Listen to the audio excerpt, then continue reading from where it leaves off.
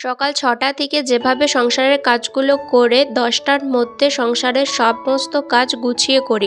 রাধে রাধে বন্ধুরা, কেমন আছো সবাই? মিষ্টু সংসার আরও একটি নতুন ব্লগে তোমাদের অনেক স্বাগত জানাই।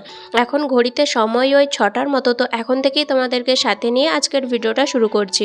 আশা করছি আজকের ভিডিওটা দেখতে অনেক অনেক ভাল লাগবে। আজকে তারিখ হলো ১৭ই মার্চ আর দিনটা ছিল মঙ্গলবার। তো এখন দেখো আমি সকাল সকাল চলে এসেছি কিন্তু বিছানাপত্র ঝাড়াঝাড়ি করতে। অনেক দিন ধরে এই বেডশিটটা পড়েছিল, তো অনেকটাই আর কি দেখলাম একটু নোংরা নোংরা হয়ে গেছে, ওই জন্য দেরি না করে ওইটাকে দেখো চেঞ্জ করে দিচ্ছি। আর ওই বেডশিটটা কেচে ধুয়ে কিন্তু রেখে দেবো, আবার যখন কেউ কোনো অতিথি আসবে তখনই কিন্তু মেলবো। এখন যে রেগুলার যে বেডশিটগুলো ইউজ করি সেগুলোই কিন্তু এখন মেলবো। আর এই যে দেখো বেডশিটটা হচ্ছে প্রথমে তুলে নিলাম আর তারপরে এই বেডশিটটা বিছাচ্ছি। আর ওই দিকে দেখতে পাচ্ছ যে কতগুলো খেলনা রয়েছে বিছানার ওই পাশে, কারণ কালকে বেটু সারা রাত ঘুমায়নি। সারা রাত মানে 2:30টা তক্ক সে ঘুমায়নি। 2:30টার পর একটুখানি দু চোখের পাতা এক করেছিল, আবার ভোর 5টার সময় কিন্তু উঠে গিয়েছিল। আর বাচ্চা যেহেতু ঘুমায়নি, ঘরের 5টা লোকও কিন্তু কেউ চোখের পাতা এক করেনি, সবাই কিন্তু ওর সাথে জেগেছিল। জেগে থাকবেই না কেন, ও খালি আর কি লাইট বন্ধ করতে দিচ্ছিল না, অন্ধকার করতে দিচ্ছিল না। আর কেউ যদি ঘুমিয়ে যাচ্ছিল তখন প্রচুর জোরে জোরে কান্নাকাটি করছিল। জানি না কি হয়েছিল, ভয় পেয়ে গিয়েছিল নাকি প্রচণ্ড পরিমাণে কান্নাকাটি করছিল, সেই জন্য কারোরই সেরকমভাবে ঘুম হয়নি।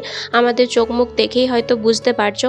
একদমই আর কি যদি ঘুম না হয় সারা রাত, মানুষের হচ্ছে রাতটাই হচ্ছে মেন। সারাদিনে একবার না শাও ঠিক আছে, কিন্তু রাতের বেলা তো একটু শুতেই হয়, কারণ রাতের ঘুমটা মেন। রাত্রেবেলা ঘুম না হলে মানে শরীরটা কীরকমই লাগে, তো সেটাই সবাইকার কিন্তু লাগছে। তো যাই হোক, সংসারের কাজগুলো তো আর পড়ে থাকলে হবে না, ওগুলো তো করতেই হবে।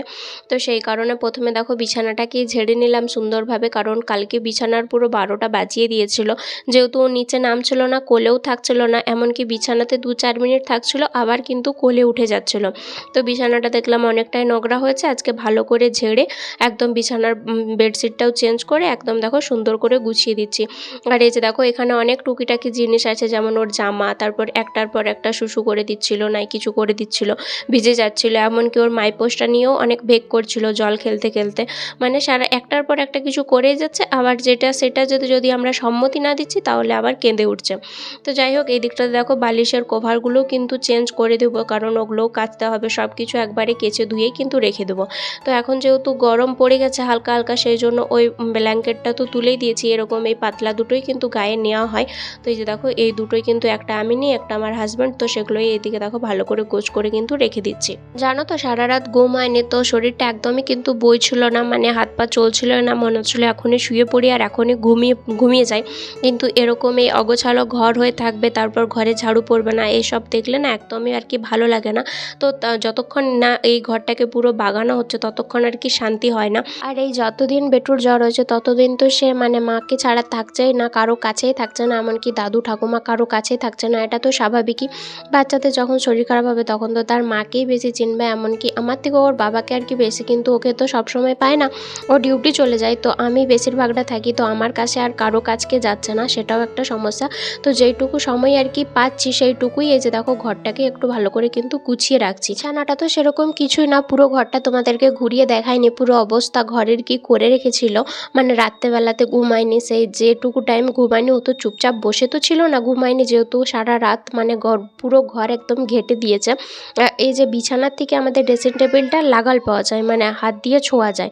তো বেটু কী করে, ওইখান থেকে সমস্ত যা কিছু থাকে ড্রেসিং টেবিলের সেগুলো সব হাত দিয়ে টেনে টেনে টেনে টেনে নিচে ফেলে দেয়। তো সেরকমই করেছে, এমনকি যদি ওইখান থেকেও লাগাল না পায় নিচে শটাং নেমে যায়, নিচে নেমে এই যে দেখো ওই যে একটা মাঝখানের মতো ফুটোর মতো রয়েছে, ওইখান থেকে সব জিনিস আর কি বার করে। আর এই যে দেখো আমি দেখছিলাম যেটাতে ওই চুড়িবালা রাখে একটা কাঠের মতো আছে, তো ওইটাই কিন্তু ভেঙে দিয়েছিল। অনেকবার ঠিক করার পর কিন্তু ঠিক হয়েছে।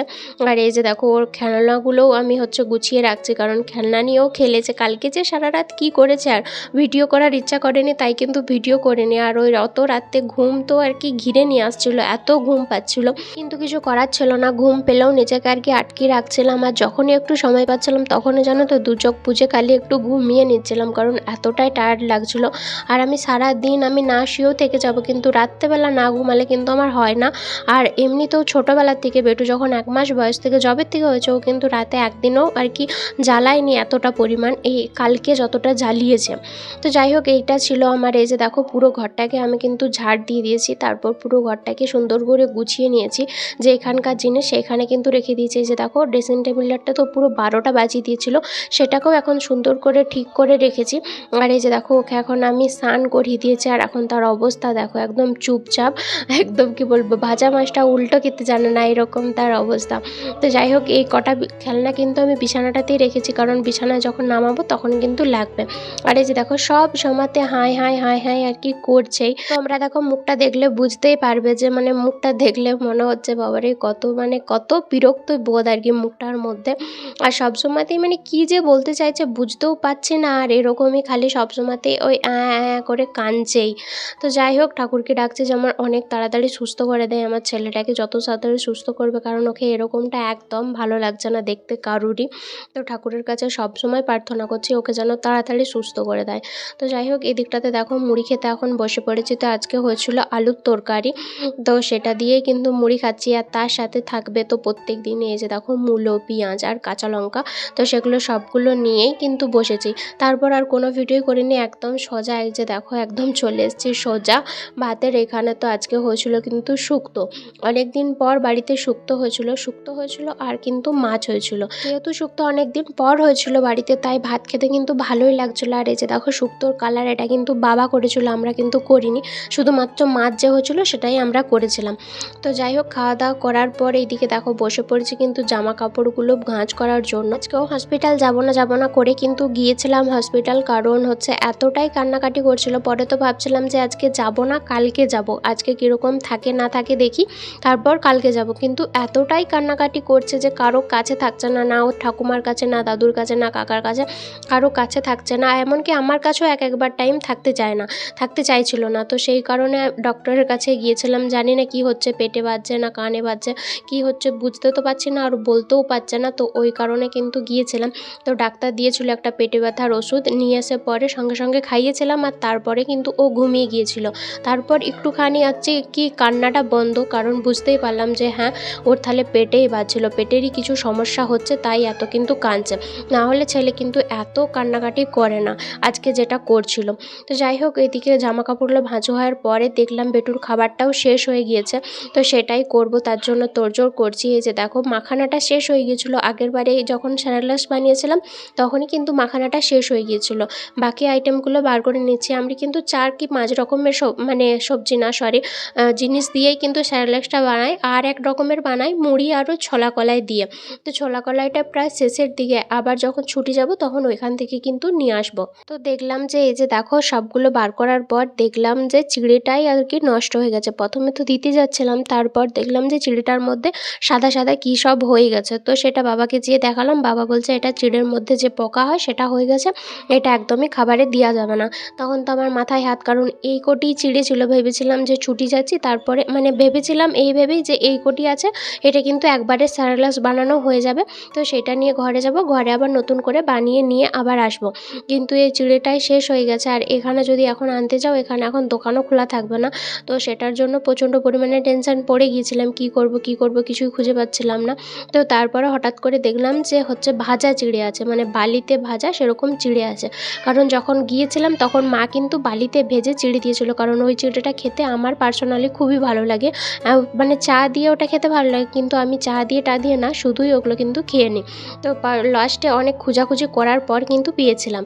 আর এই যে দেখো এখন কড়াইয়ে গ্যাস অন করে দিয়েছি, আর এখন দুটো জিনিস একসাথে দিয়ে বেশ ভালোভাবে কিন্তু ভেজে নিচ্ছি। আর এই যে দেখো ভাজা চিড়েটাও দিয়ে দিচ্ছি, আর দুটো একসাথে সবগুলো একসাথেই দিয়ে দিচ্ছি, সব জিনিসগুলোই ভাজা আছে। এর মধ্যে দিয়েছি ওটস আর ভাজা কলাইটা তো ভাজা রয়েছে, আর ওটসটাও আমি আগের থেকে ভেজে রেখেছিলাম। আর এখন দেখো ভাজা চিড়েটাও দিলাম, তো ওইটাও কিন্তু ভাজা আছে। সব জিনিসগুলো বেশিক্ষণ ধরে কিন্তু ভাজতে হবে না, একটুখানি ভাজলেই কিন্তু হয়ে যাবে। আর তারপর বাবাকে বললাম হচ্ছে মাখানা অর্ডার দিতে, তো মাখানাও এই যে দেখো অর্ডার দিয়ে দিয়েছে। আর মাখানা প্রত্যেকটা আমি হাত দিয়ে ভেঙে দেখছিলাম যে কতটা দেরি আর কতক্ষণ আর কি অপেক্ষা করতে হবে, কারণ মাখানা ভাজতে অনেকক্ষণ সময় লাগে। আর একটু যদি আবার গ্যাসটা আঁচটা বেশি থাকে তাহলে কি হয় বলো তো, ওই লাল লাল হয়ে যায়, বেশ ভালোভাবে কিন্তু ভাজা যায় না। তো সেই কারণে কম আঁচে করে ভাজছিলাম, আর একটুখানি সময়ের বাদই কিন্তু তুলে দেখছিলাম। তো দেখলাম একটা আধটা ঠিক হয়ে যাচ্ছে, আর একটা আধটা আবার কিন্তু ভাঙছে না, সেই জন্য একটু বেশিক্ষণ ধরে ভাজতে হবে। আর ওই দিকে দেখো যে জিনিসগুলো আগে ভাজতে বসিয়েছিলাম সেগুলো কিন্তু থালাতে অলরেডি আমি তুলে রেখেছি। এই নিয়ে দুবার কিন্তু আমি বেটুকে আর কি মাখানা খাওয়াচ্ছি, স্যারেলাক্সের স্যারেলাসের মধ্যে দিয়ে আগে কিন্তু ওকে আলাদা করে পাউডার করে কিন্তু খাওয়াইনি, শুধুমাত্র স্যারেলাস দিয়েই খাওয়াই। তো দেখি স্যারেলাসটা ও কিন্তু খেতে বেশি পছন্দ করে। আর সবথেকে বেশি পছন্দ করে ওই মুড়ি আর হচ্ছে ছোলা কলাই দিয়ে একটা স্যারেলাস বানাই, ওইটা খেতেও বেশি পছন্দ করে। তো যাই হোক, এটাও পছন্দ করে, মানে করে না এরকমটা না, পছন্দ করে, কিন্তু এটার তুলনায় ওইটা অনেক বেশি আর কি করে। তো যাই হোক, এদিকে দেখো মাখানাগুলো তো ভাজাই হচ্ছে না, অনেকক্ষণ ধরেই ভাজছি। আর যেটা কিনেছিলাম সেটার আধা প্যাকেট পুরো দিয়ে দিয়েছি, কারণ ভাবছি এবারে না ওই মুড়ি আর ছোলার সাথেও মাখানা ওর কি 4-6টার মতো অ্যাড করব। জানি ওই এতগুলো মুড়ি আর ছোলার মধ্যে 4-6টা কিছুই যাবে না, তবুও কিন্তু আর কি একটু অ্যাড করব। তো যাই হোক, দেখলাম যে মাখানাটা বেশ ভালোভাবে মাখা হয়ে গেছে। এখন দেখো কড়াই থেকে আজাড়ে নিচ্ছি, আর এখন নিয়ে আসবো কিন্তু মুড়ি আর ছোলাটা। মুড়িও ভাজা আছে আর ছোলাটাও ভাজা আছে, তো তাও একটুখানি লেড়ে দেবো, কারণ মুড়িটা যদি একটু ভাজা ভাজা করে নাও, একটু তাতিয়ে নাও না, পুরো একদম যে মানে বালিতে ভাজা মুড়ি সেরকম কিন্তু লাগে। তো ওই কারণে একটু কিন্তু ভেজে নেবো। তো এইদিকে দেখো একদম মানে মুড়ি শেষ হয়ে গিয়েছিলো, প্যাকেটটা ঢালতেই হতো, ওই জন্য একটা নতুন আর কি প্যাকেট নিয়ে তারপর ঢালছি। তো এখানে আমি কিন্তু আন্দাজেই দিচ্ছি দুটো জিনিস, কারণ একবার করেছি তাতেই আমার কিন্তু আন্দাজ চলে এসছে।